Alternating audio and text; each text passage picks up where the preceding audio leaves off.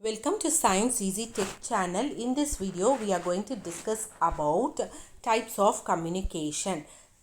This is my part 2 video for Bsc Nursing students. This video will be useful for first year, second year as well as third year Bsc Nursing students. Before moving on to the topic, if you are new to Science Easy Tech channel, just take a moment to subscribe our channel and also to press the notification bell icon in order to get connected with our latest updates. Already I have posted video or part 1 video with regard to definition of communication, introduction to communication, elements of communication process. If you have not watched that video, I will be giving the link in description box, suggested end card and icon, or you can watch our channel playlist for more nursing related videos.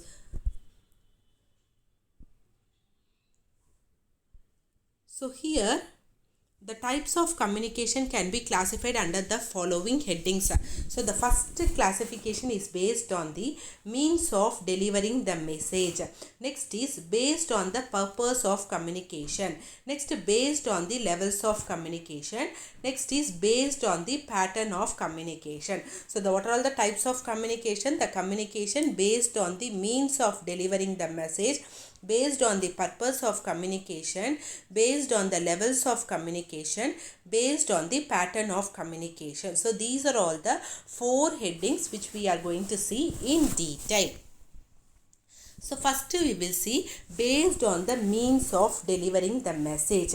So means of delivering the message, the communication can be classified as verbal communication and non-verbal communication. So verbal communication. So first we will see what comes under verbal. Verbal means anything which is expressed in language, either spoken or in written. Okay. So verbal communication means mainly it is you are talking it out, your feelings, your emotions, everything. Okay. Or what you are thinking, like that. So a combination of several words is used and each word conveys specific meaning. Some important elements of verbal communication are language, vocabulary, denotative and connotative meaning, pacing, intonation, clarity, consciousness, preciseness, comprehension, brevity, timing and relevance. So when you are communicating using verbal communication, you have to see the language. So the language what you are conveying, it should be understood by the opponent or the receiver. It should be understood by the opponent or receiver. So next thing what is vocabulary. Vocabulary means the way how you are talking. Okay, the what language you are going to using, how claritily you are going to tell. Okay, so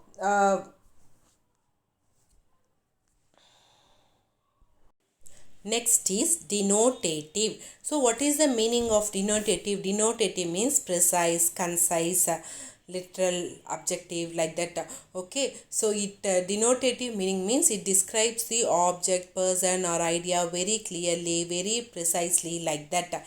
Next is connotative meaning. So denotative means what? It is literal meaning or precise meaning, literally. Whereas connotative meaning is what means? It is the words which include the feelings, ideas of the emotions of the people. So next is pacing. Pacing.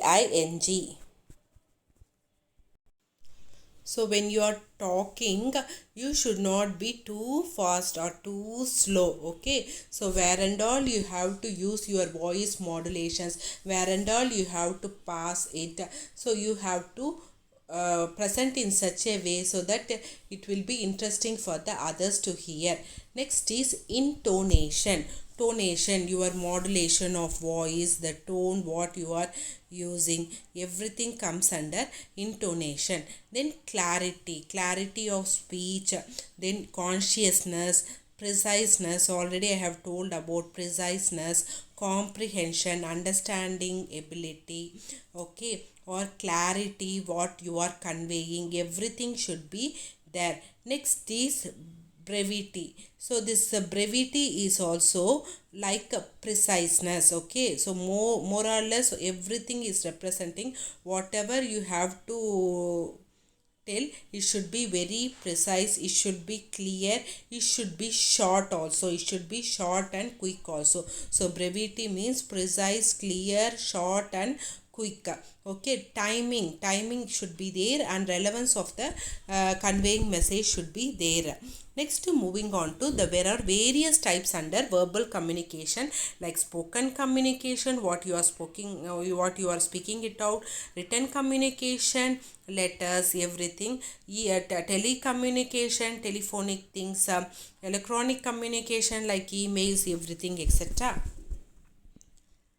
Next, based on the means of delivering the message, first thing what we have discussed till now is verbal communication.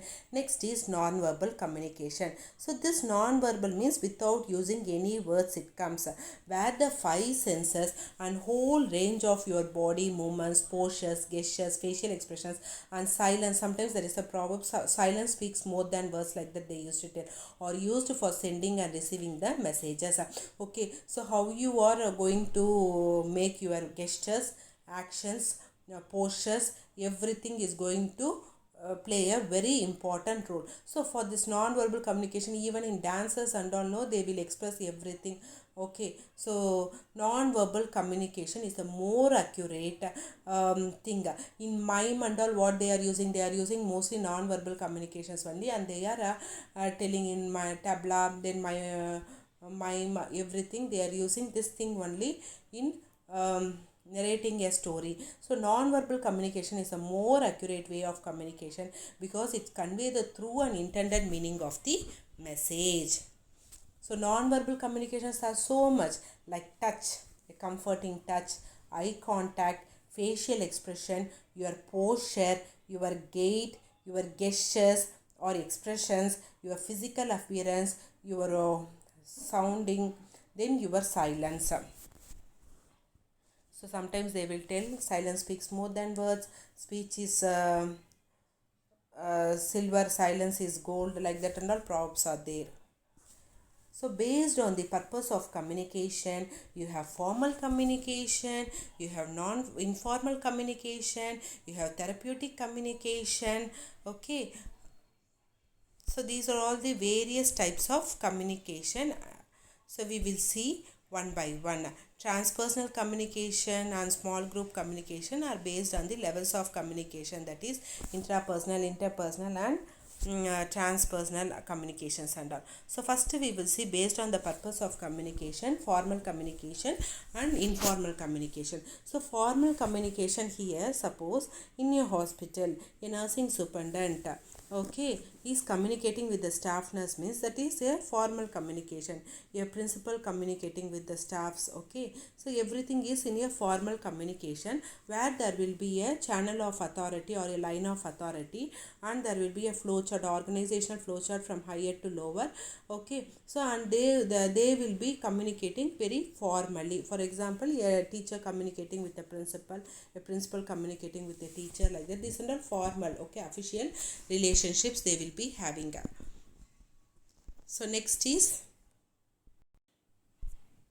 informal communication. Informal communication is just we are talking, no, there is no authority, there is no line of authority, there is no superior, inferior or higher position cadre, lower position cadre, like that and all. For example, if you are going to meet in a wedding or a family function or something, some we are chit chatting with our friends, gossips, okay, kitty parties, all these are no very informal. Okay, so it is very fast, there is no proper channel of communication in this thing. So whatever comes to our mind we can talk. Okay, so it is taking place in an informal setup in between groups, family members, friends or peer groups, etc. Next is based on the purpose of communication, The last one is the therapeutic communication. So what is this therapeutic? Already we have seen formal communication, informal communication. Therapeutic means treatment. So therapeutic communication takes place in the healthcare professionals, between a healthcare personnel and a person. It can be between a doctor and a patient, or between a nurse and a patient, like that. So what is your main goal here? To modify the patient's behavior, to make the patient to get well soon, like that. So this is accomplished with repeated interaction using certain essential attributes such as trust. You need to trust the doctor, you need to trust the patient should trust the doctor. Empathy, feeling for the patient, then tenderness, warmth, concern, and non-judgmental attitude. Suppose if the patient is telling something, means you should not be judgmental. Okay, so that type of relationship which comes under for therapy purpose or treatment purpose is therapeutic communication. Next we will see, based on the levels of communication, already I have listed out intrapersonal communication, interpersonal communication, transpersonal communication, small group communication. So let's see one by one. What is intrapersonal? Intrapersonal communication is within an individual. See, we ourselves will be doing some self-talk. We will talk to our own self with regard to a particular situation, or how we have to talk before others. That and all we will be enacting within ourselves, or it is between you and your mind or your heart, whatever it may be. So within yourself you will be talking. That is intrapersonal communication. Interpersonal communication, it is between two people or more than two people. Okay, you are exchanging your ideas or information to others. So interpersonal communication may further categorize into assertive communication, where boldly you will be taking, if you are not able to do, you will be telling no. Okay, assertive communication very boldly. Non-assertive means whatever others are telling you will accept, that is non-assertive. Aggressive communication means where you will be talking very aggressively, your acts will be very aggressive, like that. Okay, so these are all the various interpersonal communication. Next is transpersonal communication. It takes place within a person's spiritual domain. The purpose of transpersonal communication is to realize selfhood, enhance spirituality, and answer that questions that are spiritual in nature. So here in transpersonal communication, so you will be more involved in some spiritual activities, your own concise. So when you are doing anything wrong, even if no one sees also, you have to answer for your own conscience. Okay, so that and all comes under transpersonal communication. Next is small group communication, where you will be interacting with a small group of people. Either it can be two people or more than two people, but it is very less.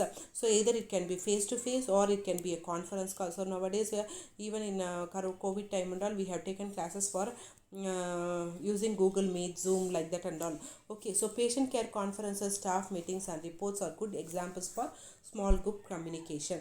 Next, the last one, based on the level of communication, is public communication, where you will be addressing a large group of people. For example, in election campaigns, or in if you are going to give in mass media communication, so everything which is going to address a large group of people. So that is based on the levels of communication you have in interpersonal communication, interpersonal communication, transpersonal communication, small group communication, and public communication. And finally, it is organizational communication, which takes place within an organization or within an institution, where you have to achieve the organizational goals. So whatever you are communicating from higher authority to lower authority, lower authority to higher authority, ultimately it is based on your communication will be based on the activities which are going to achieve your or establish your organization goals. So based on the pattern of communication, you have one-way communication, you have two-way communication, one-to-one communication, one-to-many communication, many-to-one communication. So let's see, based on the pattern of communication. One-way communication means only one person will be delivering the message to the audience will be listening. Okay, so without any feedback from the audience, just they will go on delivering the lecture. Or for example, a teacher who is communicating without asking a question, she is going on taking lecture, means that is a type of one-way communication. Two-way communication is where the other person, okay, who are all listening, they are also will be actively participating, and they will be asking the questions. For example, in an interview, the interviewer as well as the interviewee both will be involved in communication process. That is what is called as two-way communication. Next is one-to-one communication. So communication between one sender and one receiver, okay, is termed as one-to-one communication. For example, a nurse is communicating with only one patient, or she is giving information to one particular patient about a surgery or about any hospital stay, anything, that is called as one-to-one communication. Next is one-to-many communication, when a person communicates with many people at the same time. For example, in a school assembly and all, no, the principal will be giving some message to all the students like that and all. So a nurse providing health education to a community is an example of one-to-many communication. Nurses will be giving health education to community people. So she is one nurse is giving health education about a particular topic to a many people who are attending the health education meet.